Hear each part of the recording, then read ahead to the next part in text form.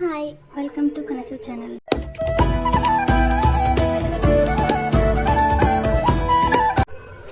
Tasty Mysuru Pak ಹೇಗೆ ಮಾಡೋದು ಅಂತ ಏನೇನು ಬೇಕು ಅಂತ ನೋಡೋಣ. ಮೊದಲಿಗೆ ಒಂದು ಬೌಲಲ್ಲಿ ಕಡಲೆ ಹಿಟ್ಟು, ನೀರು, ಸಕ್ಕರೆ, ಎಣ್ಣೆ ಮತ್ತು ತುಪ್ಪ. ಕಡಲೆ ಹಿಟ್ಟನ್ನು ಹಸಿ ಸ್ಮೆಲ್ ಹೋಗೋ ತನಕ ಉಟ್ಕೋಬೇಕು ಅಂತ. ಹಸಿ ಸ್ಮೆಲ್ ಹೋದರೆ ಸಾಕು.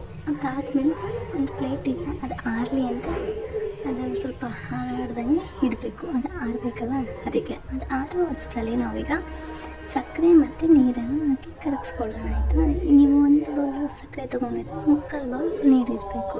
ನೀವು ಎಷ್ಟು ಸಕ್ಕರೆ ತೊಗೊಂಡಿರ್ತೀರ ಅದಕ್ಕಿಂತ ಸ್ವಲ್ಪ ಕಮ್ಮಿ ನೀರಿರಬೇಕು. ಕರಗು ಅಷ್ಟರಲ್ಲಿ ನಾವು ಇವಾಗ ಕಡಲೆ ಇಟ್ಟಿದ್ದಿಲ್ಲ ಅದನ್ನು ಜರಡಿ ಇಟ್ಕೊಳ್ಳೋಣ. ಜರಡಿ ಇಟ್ಕೊಂಡಿಲ್ಲ ಅಂದರೆ ಈ ಗಂಟು ಇದೆಯಲ್ಲ, ಅದು ಮಾಡಬೇಕಾದ್ರೆ ಗಂಟು ಬರುತ್ತೆ, ಸೊ ಚೆನ್ನಾಗಿರೋದಿಲ್ಲ. ಅದಕ್ಕೋಸ್ಕರ ನಾವು ಅದು ಗಂಟು ಹೋಗೋ ತನಕ ಜರಡಿ ಇಟ್ಕೋಬೇಕು. ನೋಡಿ ಈ ಥರ. ಅದಾದಮೇಲೆ ನೋಡಿ ಸಕ್ಕರೆ ಎಷ್ಟು ನೀಟಾಗಿ ಕರಗಿದೆ ಅಂತ. ಯಾವುದೇ ಥರ ಒಂದೆಲೆ ಎರಡೆಲೆ ಪಕ್ಕ ಬೇಕಾಗಿಲ್ಲ.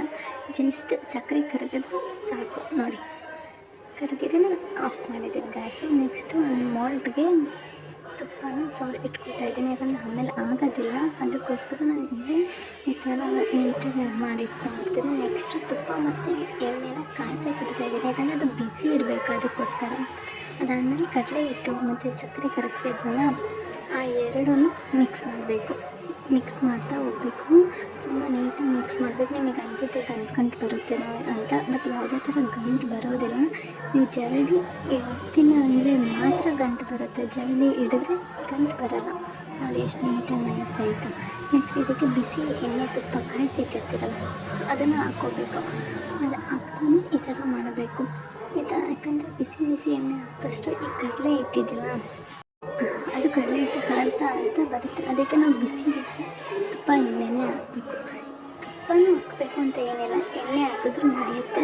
ಅಂಗಡಿಲೆಲ್ಲ ಆಯಲ್ವಾ, ನೋಡಿ ಈ ಥರ ಆಗ್ತಾ ಇರುತ್ತೆ. ನೋಡಿದ ಎಷ್ಟು ಬಿಸಿ ಆಗ್ತಿರೋ ಅಷ್ಟು ಹಾಳ್ತಾ ಹೋಗುತ್ತೆ. ನೋಡಿ ಎಷ್ಟು ನೀಟಾಗಿ ಕಡಲೆ ಹಿಟ್ಟೆಲ್ಲ ಹಾಳಿದೆಲ್ಲ ನೋಡಿದ್ರೆ ಈ ಥರ ಆಗಬೇಕು. ಇನ್ನು ಸ್ವಲ್ಪ ನೀಟಾಗಿ ಅದು ಬೇಯಿಸ್ಬೇಕು. ಆಗೋ ತನಕ ನೋಡಿ ಇದನ್ನು ಬೇಯಿಸ್ಬೇಕು. ಇನ್ನೊಂದು ಸ್ವಲ್ಪ ಮೀಡಿಯಮ್ ಫ್ಲೇಮಲ್ಲಿ ಇಟ್ಕೊಂಡು ಬೇಯಿಸಿದ್ರೆ ಈ ಥರ ಕನ್ಸಿಸ್ಟೆಂಟಿ ಬರುತ್ತೆ. ಈ ಥರ ಆದಮೇಲೆ ಮೋಲ್ಟಕ್ಕೆ ಹಾಕೋಬೇಕು. ಆವಾಗಲೇ ತುಪ್ಪ ಸೊರಟಿದ್ದಲ್ಲ ಅದಕ್ಕೆ ಹಾಕಿಡಬೇಕು. ಅದು ಬಿಸಿ ಇದ್ದಾಗಲೇ ಕಟ್ ಮಾಡಬೇಕು, ಯಾಕಂದರೆ ಅದು ಆರಾದ್ಮೇಲೆ ಕಟ್ ಮಾಡೋದಕ್ಕೆ ಆಗಲ್ಲ, ಹೊಡೆದಂಗೆ ಆಗಿಬಿಡುತ್ತೆ ಕಟ್ ಮಾಡೋದಕ್ಕೆ. ಸೊ ಅದಕ್ಕೇ ನಾವು ಸ್ವಲ್ಪ ಬಿಸಿ ಇದ್ದಾಗಲೇ ಕಟ್ ಮಾಡಬೇಕು. ಅಂದರೆ ತುಂಬ ಬಿಸಿ ಇದ್ದಾಗಲಲ್ಲ, ಈ ಥರ ಸ್ವಲ್ಪ ಬಿಸಿ. ನೆಕ್ಸ್ಟ್ ಒಂದು ಪ್ಲೇಟಿಗೆ ಹಾಕ್ಕೊಂಡು ಮೈಸೂರು ಪಾಕ್ ರೆಡಿ.